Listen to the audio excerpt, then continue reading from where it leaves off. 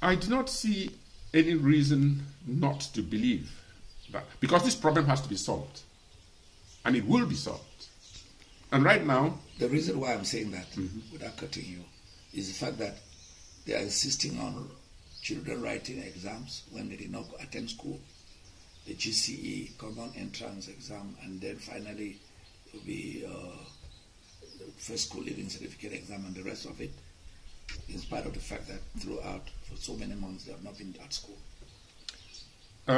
It's a pity. Does that not make you think that government Yes, does not want to budge? if you look at government's attitude to the entire educational effort among Anglophones, you would be pushed into founded pessimism. Not least because a people's present and future is made safe, guaranteed, reassured by their education. I'm not so sure that Anglophones right now have any reason to be sanguine, because the educational system has come in for such rough handling that we wonder whether the system has any consideration at all for that system. Be that as it may, we think, personally, I think that the government is not blind. Maybe the situation has not risen to the storm level that it expects before it swings into meaningful action. Yes, as a major political actor on the Cameroon political scene, how will you assess or evaluate the attitude of Anglophone politicians, parliamentarians, political leaders in other domains who appear to be almost completely silent? It's this is an interesting observation. Let's not forget that politics is first of all a matter of personal interest. Most politicians are in politics for personal gains. The Anglophone problem erupted when people least expected it to, even though it has been simmering, it has been there since 1961. But things came to a head somewhere around November 2016.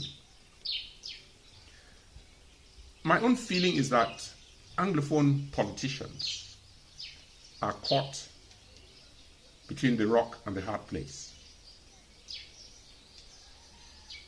Most of them think that the matter will be resolved fast enough to spare them the embarrassment. To spare them the embarrassment or the duty of having to take a stand. And so they think that silence is the best attitude to adopt. But increasingly, both sides are asking them to speak up. Anglophones, whom they are supposed to represent, a lot more so than Francophones. Some of them have spoken. But I do sympathize with Anglophone politicians. One thing they have discovered, one thing this crisis has revealed to them, or must have revealed to them, is the sheer emptiness of their position. Empty. They cannot make things happen. They are in parliament just to fill numbers and help clap. But when time comes for specific action, concrete action to be taken on. Concrete action. Important decisions, they are nowhere. And so I'm not sure we'll be doing them really justice if we indict them, even though there is reason for that.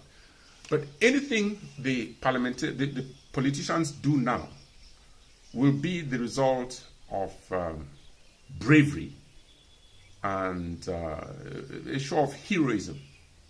Normally, and that's why somebody like Honorable Wilber talked in Parliament the way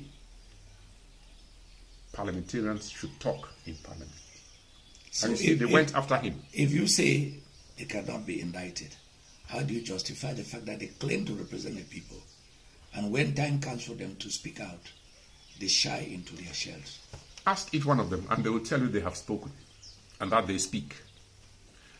What I have said is that most of them have certainly discovered, for those of them who still did not know, but most of them have discovered that they have only their physical self to depend on, but that their voice does not count.